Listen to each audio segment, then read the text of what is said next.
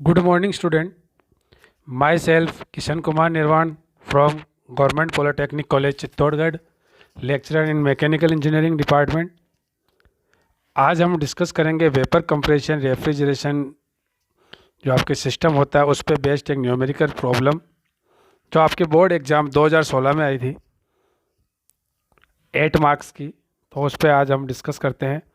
तो क्वेश्चन आपके है, एक 5 टन क्षमता का R12 साधारण वाष्प संपीड़न प्रशीतन चक्र -5 डिग्री सेंटीग्रेड तथा 40 डिग्री सेंटीग्रेड तापक्रमों के मध्य कार्य करता है। यदि संपीड़ित के प्रवेश तथा प्रशीतक द्रव शुष्क और संतृप्त हो तो निम्न का मान ज्ञात कीजिए। ये क्वेश्चन आपके हिंदी में था। इंग्लिश में ये क्वेश्चन आपके इस प्रकार से था, R12 simple vapour compression refrigeration cycle of 5 ton capacity operate between -5 degree centigrade and 40 degree centigrade. तो आपको दिया हुआ है कि जो आपकी वेपर कंप्रेशन रेफ्रिजरेशन साइकिल है उसकी जो क्षमता है, उसकी जो कैपेसिटी वो 5 टन ऑफ रेफ्रिजरेशन है, -5 degree centigrade and 40 degree centigrade के मध्य ये कार्य कर रहा है।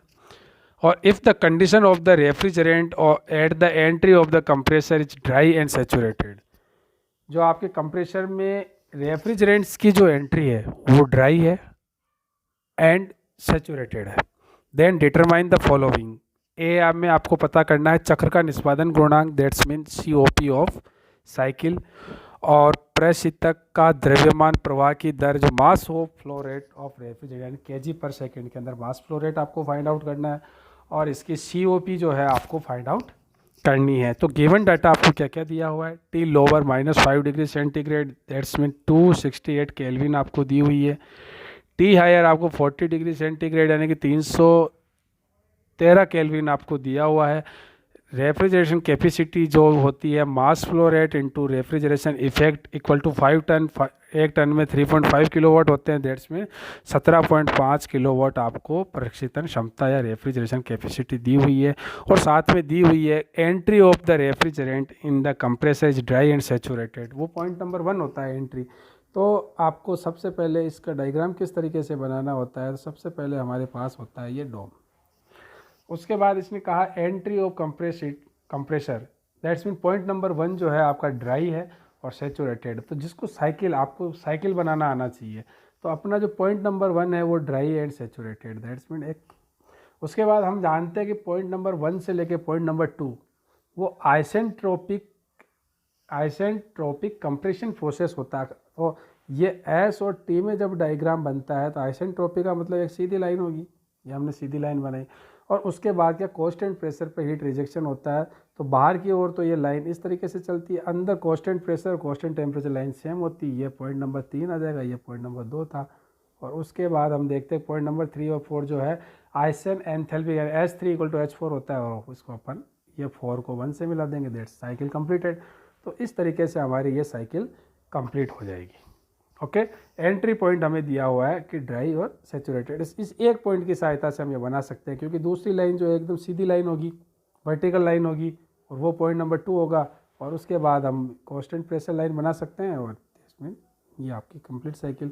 ओके, तो अब इसको आगे अपन सोल्व करते हैं। तो किस तरीके से हम सोल्व करते हैं इसके बारे में, R12 के बारे में हमें और कोई जानकारी नहीं दी हुई, इतना बताया होगा R12 जो है हमारा रेफ्रिजरेंट है। तो R12 किस किस के मध्य काम कर रहा है, -5 डिग्री पे काम कर रहा है, और -5 डिग्री और 40 के बीच में ज्ञात कर रहा है। तो सबसे पहले ये हमारे सेचुरेशन टेम्परेचर कहलाते हैं, ठीक है ना।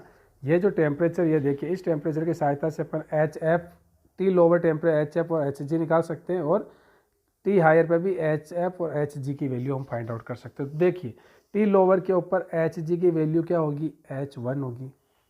H2 हमें फाइंड आउट पता ही नहीं है क्या है, H2 तो यहाँ पे कोई टेम्परेचर होगा, 40 से ऊपर होगा कोई टेम्परेचर, पता नहीं है अपन को, फाइंड आउट करेंगे बाद में।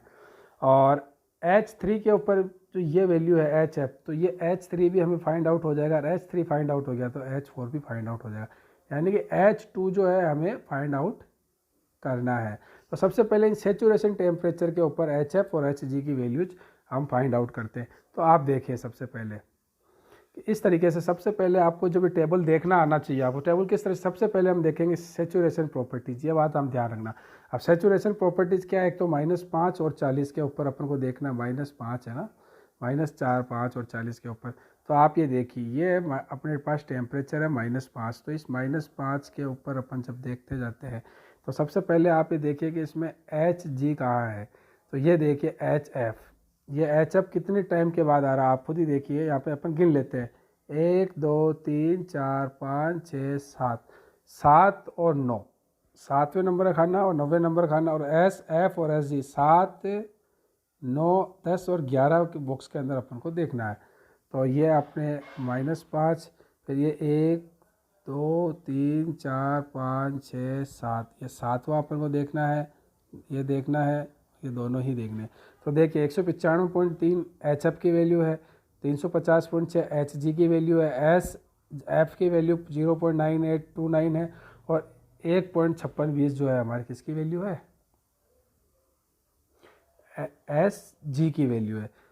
ठीक है, और इसी तरीके से अपन ये 40 डिग्री के ऊपर भी देखेंगे, 40 डिग्री के ऊपर भी आप देखिए यहाँ पे 40 डिग्री के ऊपर ये 239.2 आ रहा है, 369 आ रहा है, 1.1320 आ रहा है, 1.5460 आ रहा है। इस तरीके से हम ये टेबल देखेंगे और टेबल का निर्माण करेंगे। तो ये देखिए हमने देखा था कि 195.3 था, और वहाँ पर प्रेशर भी लिखा हुआ, प्रेशर की वैल्यू भी अपन फाइंड आउट करेंगे। देखिए हम प्रेशर में बताता हूँ, प्रेशर कहाँ पे लिखा हुआ है, इसके अंदर आप ये देखिए किलो पास्कल के अंदर प्रेशर भी दिया हुआ है। तो ये -5 के ऊपर कितना 260.6 दिया हुआ है, और 40 के ऊपर दिया 958.8 दिया हुआ है। ओके, तो इसके बाद हम आगे देखते हैं।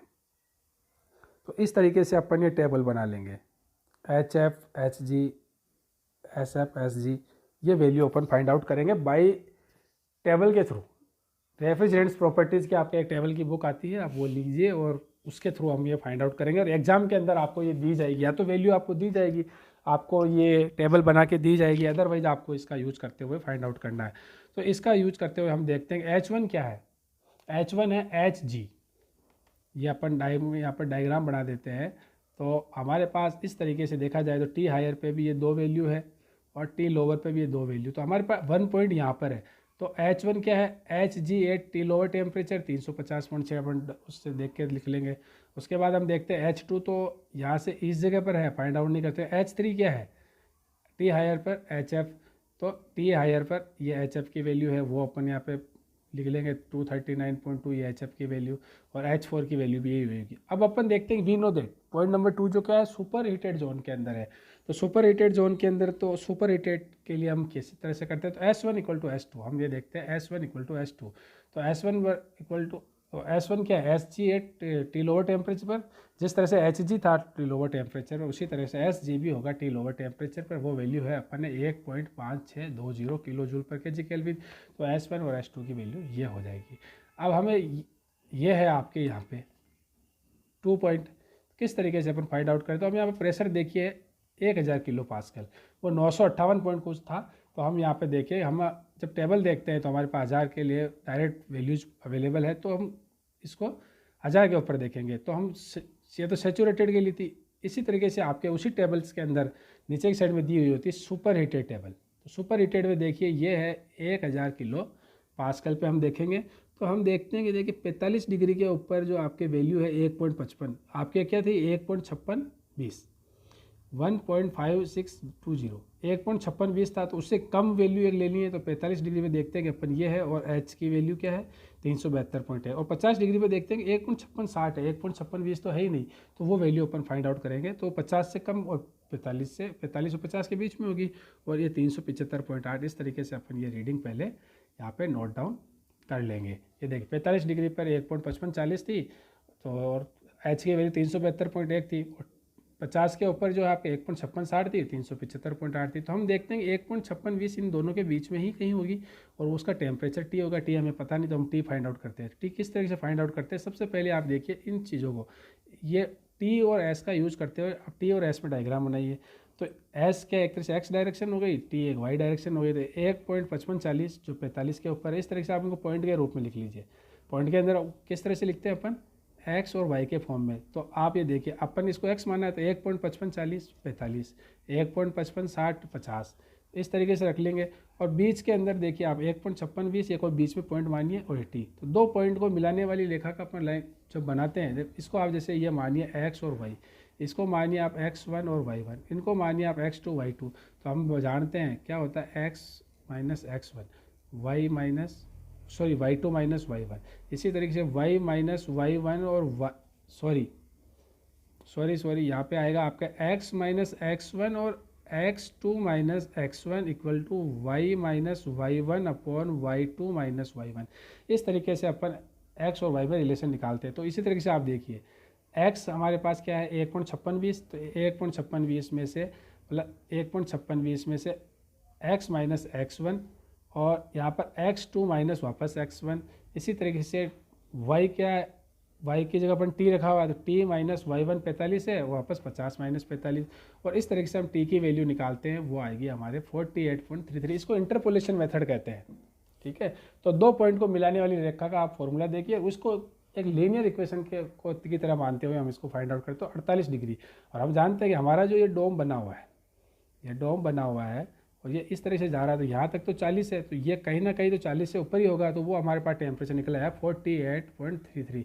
तो अब हम ऐसा कह सकते हैं कि 45 डिग्री पे हमारे एच की बात करते हैं, एच की बात करें तो 372.1 था और 50 के ऊपर 375.8 था। तो 48 डिग्री के ऊपर एच की वैल्यू क्या होगी, ये हम फाइंड आउट करते हैं। तो उसको इसी तरीके से लिख लेंगे वापस, एच को अपन एक्स डायरेक्शन में लेंगे तो 372 पे 45, ये 372 45, ये 375 पे 50 और ये एच। और इस बार हमारे पास ये वैल्यू फाइंड आउट है।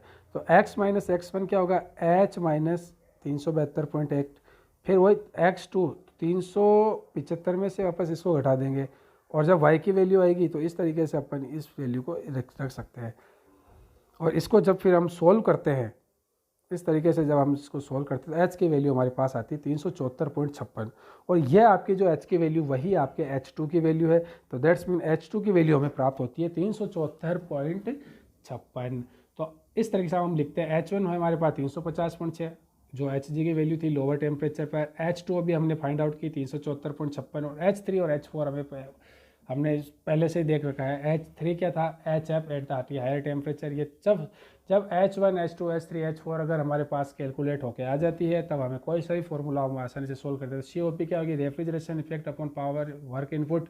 तो रेफ्रिजरेशन इफेक्ट क्या होता है, 4 से 1 प्रोसेस। डायरेक्ट फार्मूला आपको लास्ट लेक्चर में हम देख चुके हैं। तो h1 minus h4 upon h2 minus h1 values put करेंगे तो COP की वैल्यू आएगी हमारे पास 4.649 और उसको हम सिंपल में 4.7 पुट करेंगे।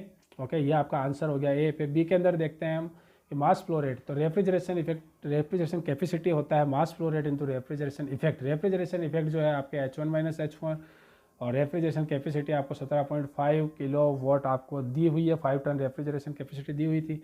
और तब हम इसमें वैल्यूज पुट करेंगे तो हमारे पास मास फ्लो रेट आएगा 0.2636 kg पर सेकेंड, किलोग्राम पर सेकेंड, ये आपके मास फ्लो रेट है। तो इस तरीके से हम इस टाइप के क्वेश्चंस को सोल्व करते हैं।